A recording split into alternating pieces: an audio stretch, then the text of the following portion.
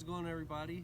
Today is November 28th, 2019. It's actually Thanksgiving Day, and I've got the next 4 days off of work, so I decided I'd get out and do a little coon trapping.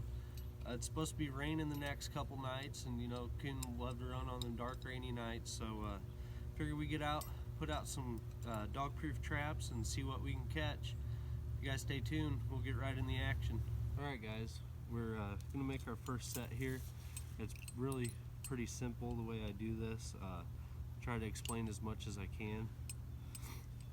Well, first off, on my dog proof, I have a swivel there with the J hook, and then I attach my earth anchor to there. And I've lost a lot of coon from getting leverage getting out. So I'm trying something a little different this year, and we'll see how it goes. But first off, all you do is I pick this spot because it's at the end of a finger here, a little wood line right here, back to some more woods right on the edge of a field. So first off, all I do is I secure the trap. This is a homemade driver I made here. Let's say we want it right in here somewhere. Grab my hammer.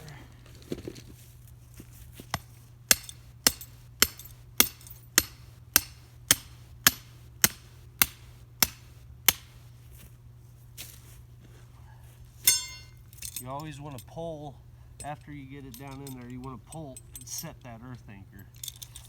And the reason I use the J hooks is so I can leave these cable stakes down in the ground, and I can always come back and just undo the J hook to get my trap. So we're going to set the trap. This is a Z trap. It's got the push or pull trigger. We're going to stick it down in the ground. I try to shove as much of my swivel and stuff down in the ground as I can.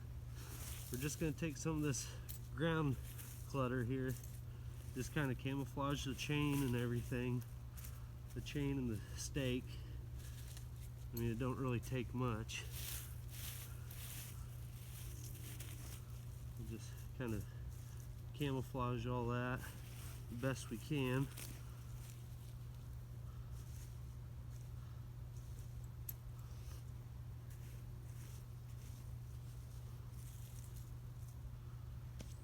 Then I take a little of my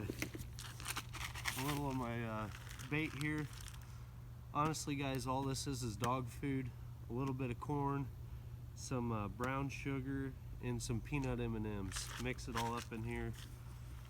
And whenever you bait these, you never want to put bait really too far up past your trigger, because what that does is whenever you cram this trap full of bait and it's got the push-pull trigger, as soon as they shove their hand down in there and your bait's way up here, that trap's going to get off and you're only going to catch them by the fingertips. So what I want is as much of that hand in there as I can, so whenever they grab that trigger or push it down, I catch them way up past the wrist. You'll lose a lot of catches if you only catch them by the fingers. Next thing, we're going to take a little bit of chocolate syrup. Put a little dab right here on the top, a little there on the ground. That's all it is. That trap's ready. Hopefully have something in it tomorrow. We'll go out and set a few more and I'll be back. Alright guys, we're at our second spot we're going to set here. There's a trail going down this timber here, coming out to this cut through. That field's just right over here to our left. But I know a lot of critters follow this trail. I catch them here every year. So I'm just going to go ahead and try to, you know, show how simple and fast this set is. I mean, honestly, when it comes to raccoon trapping, you can't get any more easier than this. I really love these dog-proof traps. You can cram a lot of sets out in a short amount of time with a good catch rate. So like I said, I'm just going to set this trap right here on this point of where this grass comes. They could be following this tree line here or coming out, you know. So I'm gonna go ahead and get this set and I'll show you guys how it goes. This time, since I got a little bit of camouflage back here, I'm gonna go ahead and set the trap straight down in there.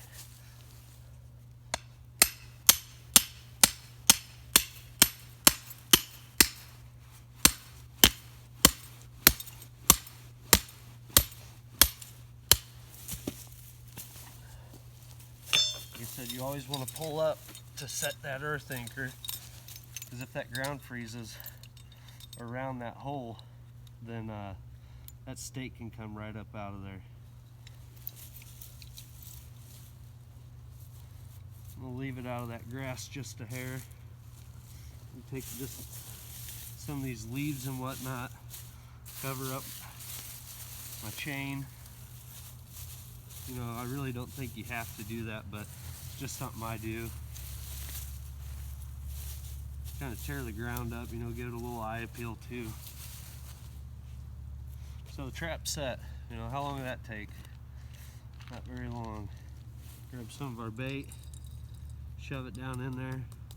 It's just to the top of the trigger. On this set, I'm going to use a little bit of Caven's Moonshine. It's got a real sweet cherry smell. I love the smell myself. I've caught a lot of coon off of it, so that's what we're going to use. Just going to take a little stick here I found off the ground, get a little smear on here, smear it on top of the trap, and then I always just throw my stick right next to it. They'll smell that. And just like that, you got a perfect coon set. It's all about location, really. If you don't have the right location, you know, you probably won't catch many coon, but there's a lot of coon coming in and out of town through this strip of trees, so I normally set it pretty heavy. But we're gonna move on down to the next spot and put a few more traps out. Take it easy, guys. All right, guys, now when I was talking about losing coon due to bad leverage earlier, this is what I'm talking about. This is how I always used to stake my traps. I always just used to put a big loop on the end of my cables. I don't know if you can see that. Put a loop on the end of my cables so I could go around a tree. So I get around the tree here, and you just pop that dog proof through there, and there you go. You're staked down to the tree. Now what that does is that coon can circle around this trap and get this so tight to where he can finally get some leverage and pull out of the trap. Knock on wood, I haven't had one do that here at this spot. I think it's just because this tree is standing so alone by itself out in the middle here that it can't really get tangled up in multiple trees. But we're just going to stick that trap here in the ground. Like I said, I normally try to camouflage what I can of that stake or of the chain and stuff, but you can't really do much here when it's like that. I mainly try to get my trap tag covered up just so it's not sitting there shining. But we're going to go ahead and take our homemade bait here again, put some down in there. Sometimes I'll throw a little on the ground just to get them to like it, give them a little bit of taste. You know, let them taste it before they get caught. And take a little bit of this moonshine again.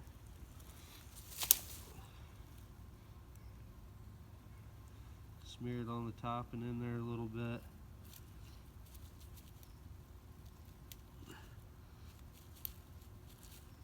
I can get this to stick in the ground. There we go. There we go. There's that set. We'll be coming back out tomorrow morning to check all these guys, so stay tuned. Alright, some of you guys might remember this spot from last year. Right here at these couple big trees here is where that coon got out of the trap on me and took off running that way. There's normally a nice coon trail that goes through here, but a lot of leaves fell off the tree yesterday because it was so windy. So it's really hard to see any sign, but I've been trapping this property for years now, and I kind of know where to go. So I went ahead and put a set here. Same thing, just dog proof with my homemade bait, and I put some chocolate syrup on that one. Alright guys, we're in this little tree line here, and there's a ditch that runs through it. This tree line is a major travel way for the coon every year. It's one of the only ones to and from town that meets up to big timber, and they travel through here like crazy. I've caught quite a few coon through here throughout the years, so this is one of the spots that I normally always set. It's kind of a little pinch point. You know, they're walking down this creek, and it's one of the tightest spots on the creek, so I always just set it. So Anyway, we're gonna set one of these dog proofs here, and you know, one thing I want to talk about is packing lightly, because when you're doing a lot of coon trapping up and down creeks, you're constantly walking everywhere, so you kind of want to pack light. And here, after I get this set, I'll go ahead and show you guys what I'm talking about, how I pack, kind of some of the tools I use, and makes it a little easier. Like I said, I always make a little bare spot. It seems like, you know, a little eye appeal. They might see it and want to come over and investigate. I always try to cover up my chain and at least my trapping tag, because here in Illinois we have to have tags on all your traps. We got that. Take a little bit of our homemade bait here. You know, they do sell this stuff, guys, but it's so much cheaper and easier to buy. And when I was talking about earlier, not filling your traps up all the way with your bait, a lot of times on the directions of some of this dog-proof bait, it'll tell you to fill the trap all the way, and all that's doing is getting you to waste more bait so you can spend more money buying that bait. Well, that's the way I look at it. But we're gonna go ahead and use some linens. This is Linen Super All-Call. It's mainly for coon. Kind of got like an anise, like a licorice smell to it. You know, coons like that. We'll take a little dab of that, smear it on the top, kind of around the rim there. And like I said, I always put my lure stick next to the trap. You don't want to be throwing it back there or back behind you, or they're going to be, you know, you want all the scent in one spot or they're going to be working the whole area. But there's that. And what I meant earlier by packing lightly is all this is a like a construction worker's tool bag. It's got all sorts of pouches on it. I can throw all my stuff in it. I put a strap on it so I can throw it over my shoulder and carry it. You know, I got all my tools in here, my hammer, all sorts of different pliers, like J-hook pliers, and just different random snips and stuff that you might need on the line. You know, there's a lot of times I get to making a set and I get the trap staked down, and then all of a sudden, you know, I need to file something down, the trap sticking, or you know, I like to keep stuff like that with me.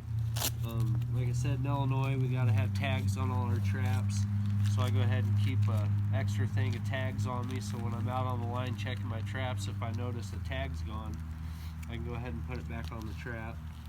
But yeah, this little I don't know what you call it, this little tote bag or whatever, it's definitely helped me a lot. It's got all these pouches on here. You can put all your different baits and lures.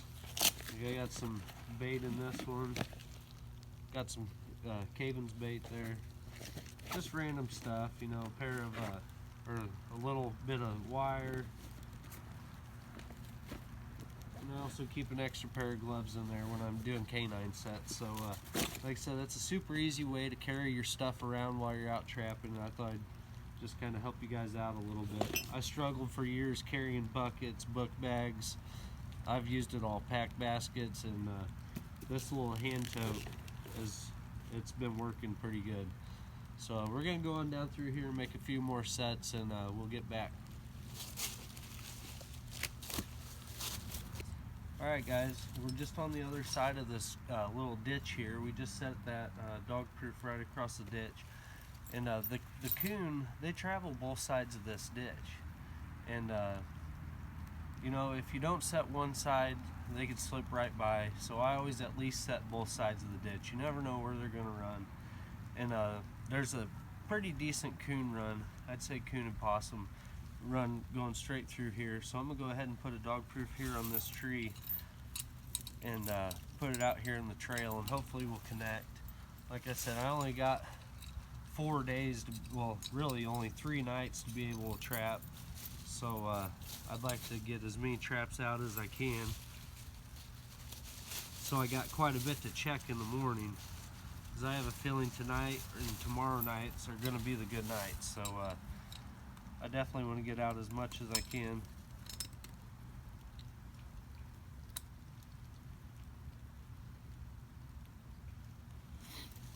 So like I said, I'm going to try to put this trap right in this trail. I mean, I pretty much want them to trip over it. You know, the easier you make it for them to get to, the easier you can catch them. That's what I found out. If you put it way out of their way, they might not even come check it out, even if it's something that smells good. They're kind of lazy, and if they know where they're going to get some food, they really don't have to go out of their way to get something, you know. So I try to put it right in the way so they trip over it. Put a little bit on the ground here. I used to put a lot on the ground in front of the trap, and I noticed that I was having a lot more empty traps coming by, and what I think it was the mice were coming and they were eating that food I put on the ground and then getting in the trap and eating that.